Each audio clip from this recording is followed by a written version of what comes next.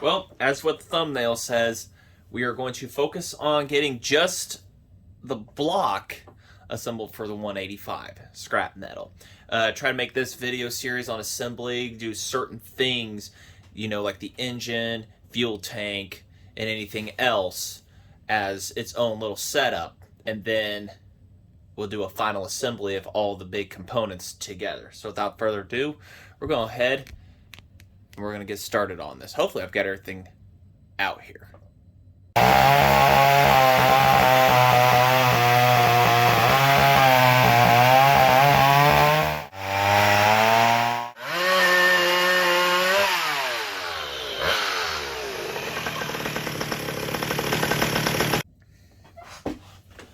Alrighty, so where was I? Yes, assembly. Didn't show it, but the new rings, everything. So, and they fit perfectly. And these are 20 overs, so that confirms everything that this block has been 20 over. So, hopefully, last video I was able to explain on everything. New bearings, new seals, and stuff and whatnot, and get all that for you guys, all that information. We just got to pick out these real quick.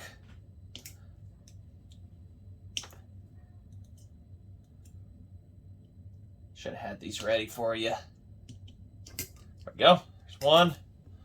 Nice shiny bearing. Good old. Look at them shiny balls. So, dirty-minded people. So, all right. Just keep that to the side. So, what we're going to need for this. We're going to need, obviously, I've got the parts cleaned here and everything. Needle caps, everything are cleaned and dry. I've got new rod bolts, adapters, socket, side cover, O-ring I have been let sit in WD-40 to keep it moisturized. And we're also going to put a little bit of seal all around because some of these bolts do go through the block and it can leak through the threads and everything, so you want to at least put a little bit of sealer of some type on the threads.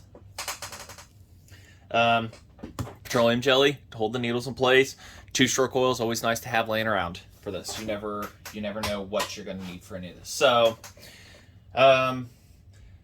if you watch the 795 and why it's important to use new rod bolts, as we saw it had grenaded. The old ones here, I don't know if they're reused ones or not, but I'm not going to reuse them when I've got 12.9 grade monster bolts right here. These are cheap. Super cheap on eBay. Cheap insurance. I highly recommend it. So, I think I have everything set here in a line, or we can just get on a roll here. So, I'll have you guys right here, pretty much as best a point of view as humanly possible that I can do for you. So we're going to specify putting a Mack engine back together on the saws. That's a washer you're hearing. Got to get the hose redone. So I've gone through, cleaned up all the surfaces, mating surfaces on things that are of importances and everything. All the new seals, they look happy. They're in place.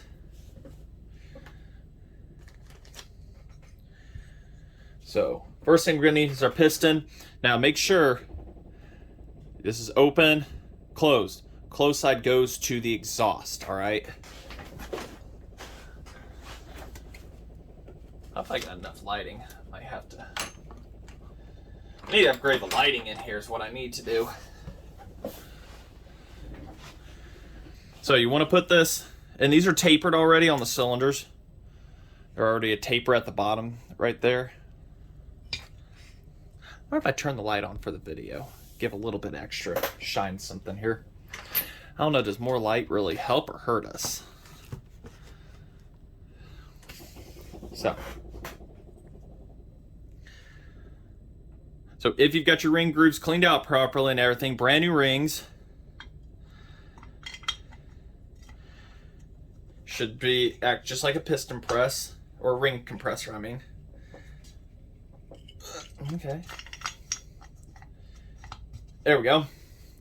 Slide right down like butter. And I actually let this, I've already tested this before, and it sat right like that for 2 weeks. Did not move. So, got to push the piston all the way down. One really fun part is going to be putting all the needles and stuff inside of it and everything. Some guys will do that and then put the crank in, but we'll figure something out, right? So a little bit of 2-stroke oil here. You want to lube up your seals for sure. Definitely lube your seals up.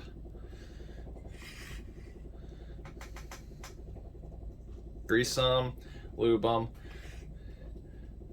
Put around where the crank's gonna be, stuff like that.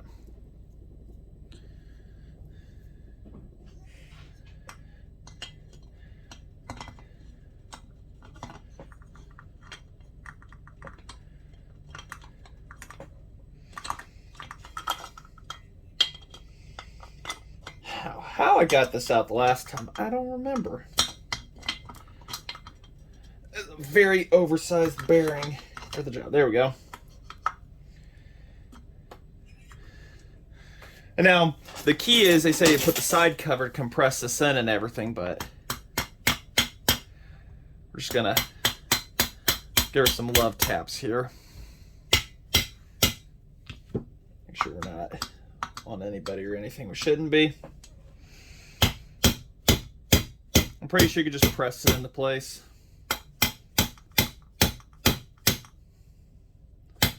Almost there. Make sure our seal's happy, and it's very happy. Good and happy. I think we are in there. Yeah, we're in there. If it's got to go any more, then it will. So, just little taps. You can do that. You can use the side cover to compress it in and then put it there too. You know, there's a few different ways I've seen it done and everything. Everybody kind of has their way. So, now the fun part. Getting all the little guys inside of the piston. This is why I love removable heads. I can push the piston up with these.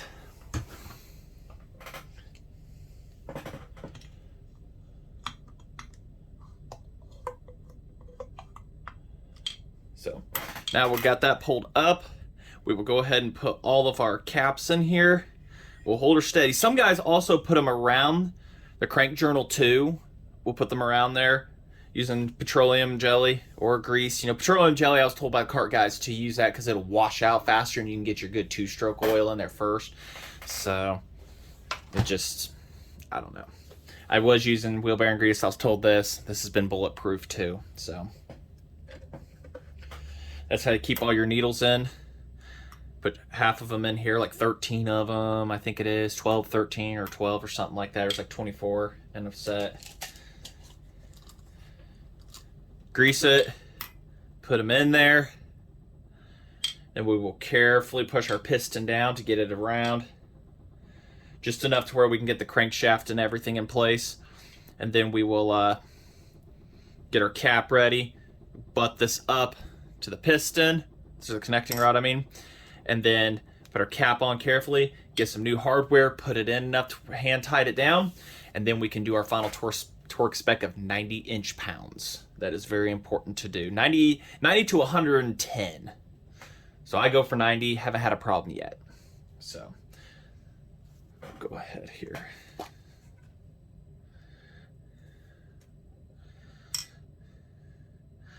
Putting these in is so much fun, by the way. If you've never done this, have this experience. I think before I used to just put them in and then pull the piston up gently and stuff like that, and then put the crankshaft in. So there's a million different ways you can do it. Take your pick. We'll do it just like this. Don't have to have too much of this, but you want enough to where they're not going to drop in. As I said, this is why, like I said, I love open-headed ones. I could just put them on there, carefully push the piston back into.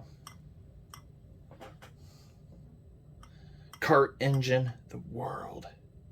Hashtag that. If you haven't seen it, guys, I got an Instagram.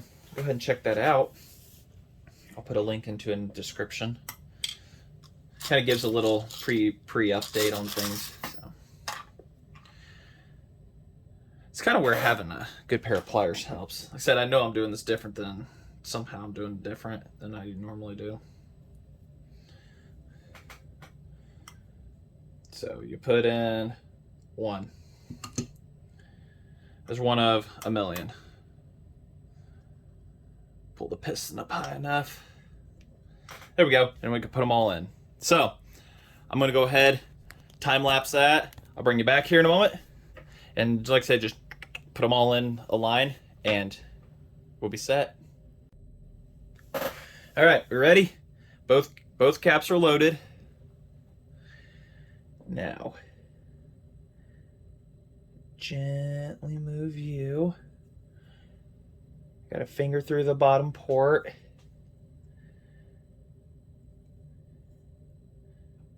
Don't you dare do anything.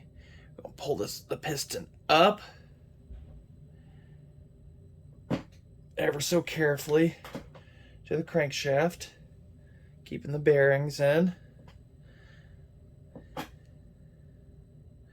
Now this is where my ding-dong brain didn't look ahead of time on which way the cap goes. I knew I was forgetting something. I got one bearing here wanting to take a jump because there isn't enough grease. There we go. Now's the part I gotta. Okay, so that has nothing. Very important that you get this correct. Also I forgot to look. I'm not seeing any bumps on this side that the other side would probably have.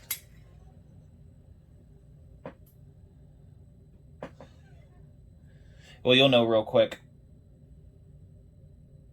if things want to fit or if things don't.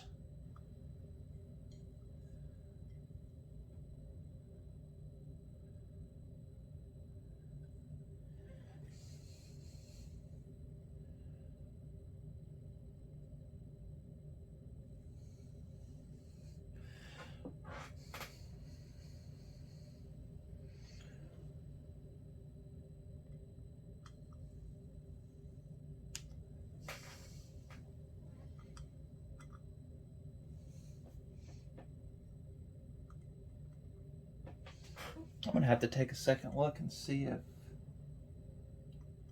No, those don't look like they're happy at all in that position. Don't you dare fall in that engine. Don't you dare.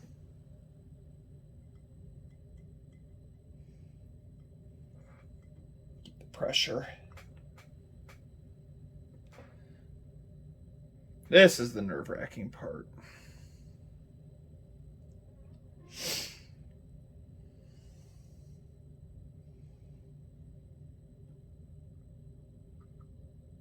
Oh yeah, that looks happier. That looks a little happier.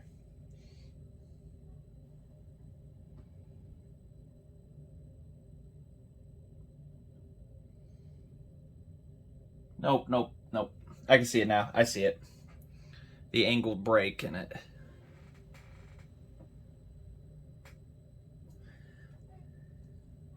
Yep, there it is. Because they have to go on a certain way. You have to get that correct. There's no getting around that. And that is it right there, because there's certain lineups, certain break points that are done on these, and that is it right there. So don't forget, guys, mark those. So it's one of the new rod bolts. Don't let those needles drop down into the block, guys. Do not let that happen, whatever you do. We're just finger snugging at the moment.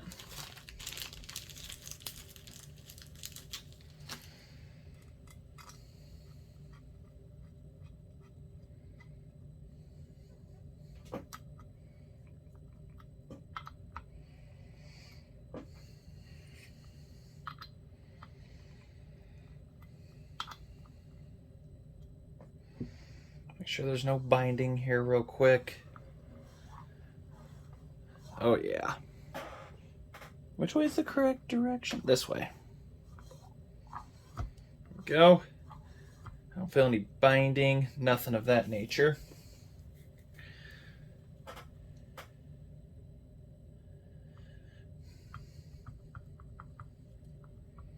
Kind of curious if we should tighten it now or wait till we get the side cover on. Maybe we'll just cinch it in place. And then we'll get our side cover on, and then we'll do the final rod cap tightening, just to be safe. Somehow that just feels right.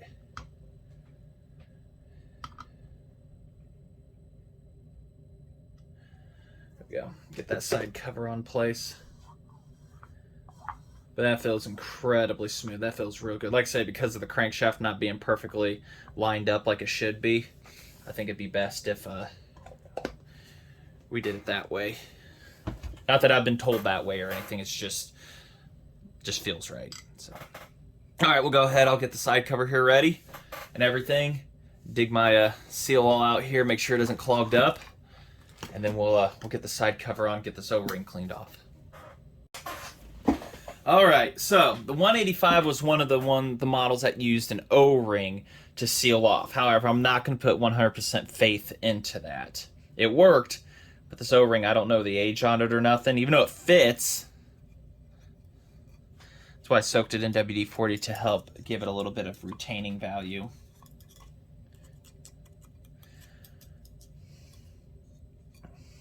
What I'm going to do is I'm going to might put, well, you know, it might seal. Yeah, I might put just a dabble. Need to get all the bolts lined up because seal all dries very quickly. My Honda Bond, I don't have any more of it. It hardened up on me. Checked that earlier. That was just great news. Very great news.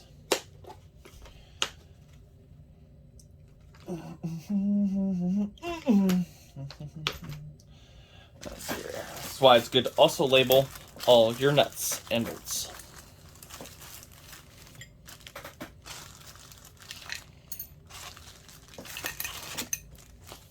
Now, where every single one went, I don't know. I couldn't tell you. They all look like the same link to me. Some have got retaining lockers, some aren't. We're not going to be putting points condenser back into this. Just for simplicity's sakes. I mean, I could set it up and everything, but I figured, nah. I mean, I always could go back in and just set it up. It's not too difficult, but for the sake of things, I'm not going to. So, time's sake, I guess. I don't know. Have I got your attention yet? If you're not subscribed, go ahead and hit that subscribe button. Might as well. You're already there.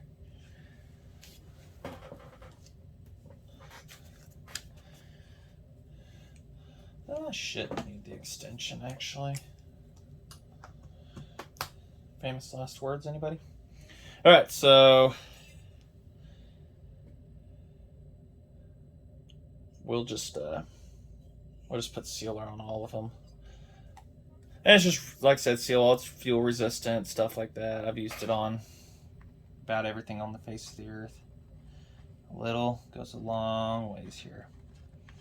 We're going for just enough to moisten her up.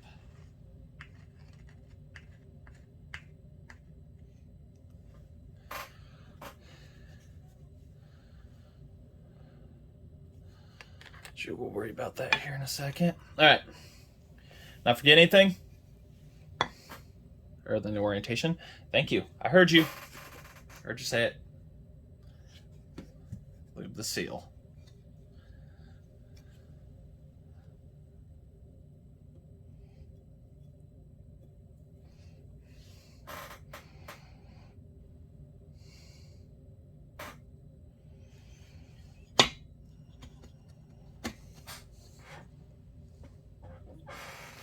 Look at that. I already knew the bearing was going to be a good fit inside there. I'd already tested it. Just a little off-screen love. So there's one locking thing, but I only have the locking things for that. So we'll just play along with that. Because I put everything into the bags. I made sure not to leave anything out. So little goes a long ways here.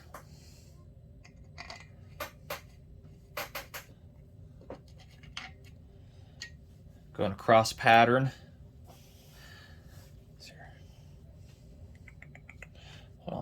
this has to go on. And this is no more than a dust protective shield for the points and condenser. So, but we're going to go ahead and put it on to help protect any of the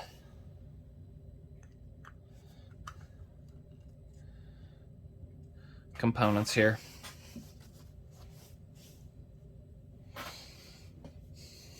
It's got these special retainers and cool things and everything and whatnot and hoot nannies.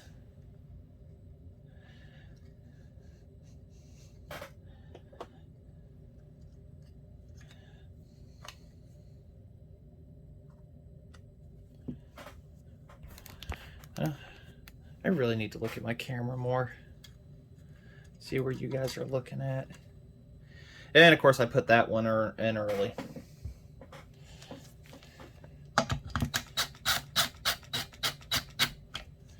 That needs a retainer too. That's fine. Oh, the sealing's still nice and gooey. I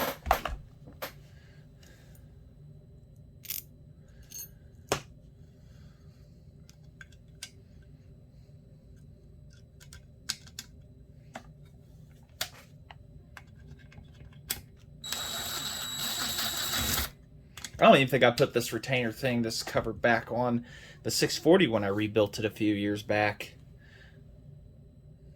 Because it ain't running points either. It's just running an atom chip, actually. It came on a saw that I had gotten.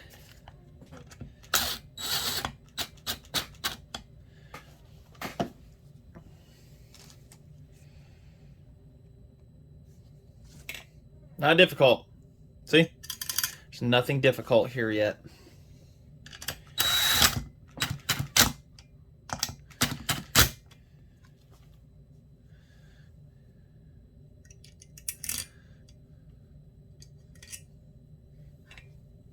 I think I'm actually putting them back in the correct order.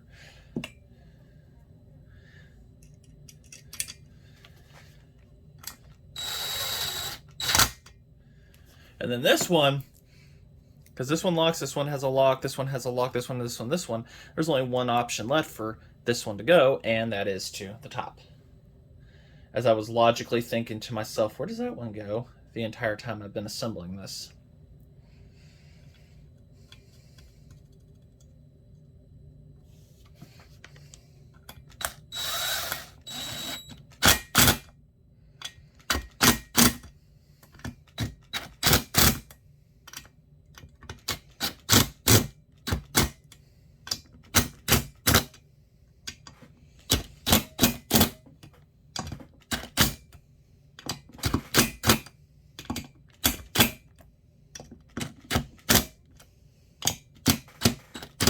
Yeah, that's good.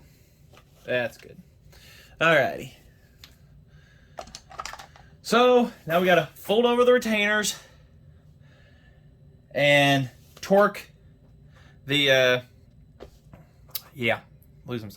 torque the rod bolts, and that is pretty much the assembly. But we're not gonna just end it here that quick yet. So, like I said, I'm just making a little short video series of this whole thing, and then we'll put all the big pieces together. I still have to make gaskets, and I hate that. Is probably the most boring part of this whole thing, you know, gasket making for these. So if you like gaskets and you hate making gaskets, go ahead and give Brian, Genrich or whatever, I'll get his contact information to you and put that down in the link for you, and he may have the gaskets that you need to put these back together. I should have contacted him for these. I might still do that. Say, hey, can you do this for me and everything? You know, pay him, of course, and everything. But 10 series gaskets, he's working on these kind of series gaskets and everything. I think he's got these. So that just takes all, you know, takes the fun and right out of gasket making when somebody else does it. God, really just, I do not like making gaskets. So, all right, let me get everything lined up here, and then we'll get them rod bolts torqued down. All right, so I first start out, I do kind of in 3 increments, 30, 60, 90. So I don't know if you actually have to do it that way, but pretty simple. Might end up holding this in my lap just because that's how I did the last one.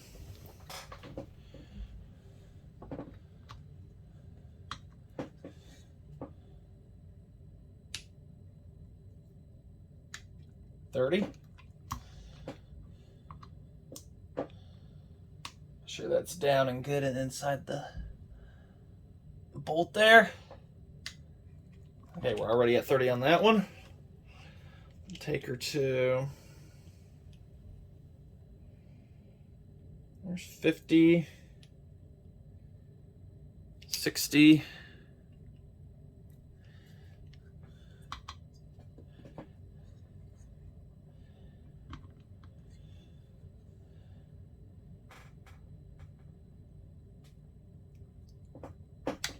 60-inch.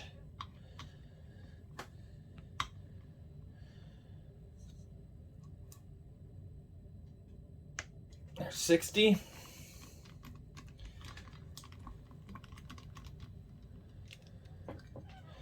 And now we'll take her to the full 90-inch pounds. So there's 80.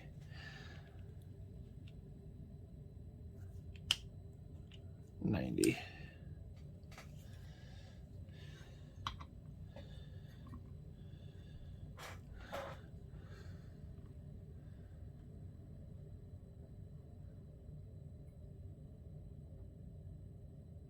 There's 90. It feels like you're going to strip the bolt, but you know better than that, because these are, these are supposedly 12.9s. And there's 90. And this isn't like a high performance saw or anything like that, so there's no need to, but there you are.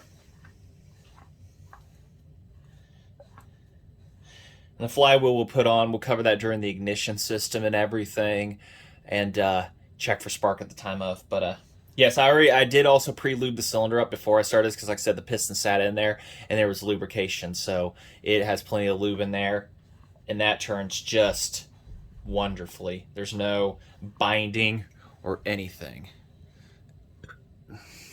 so that feels just amazing. So there you are, guys. There is nothing difficult about these whatsoever. I highly suggest you get your hands dirty and get on this. Any questions, you know where I'm at. I've got like I said, Instagram,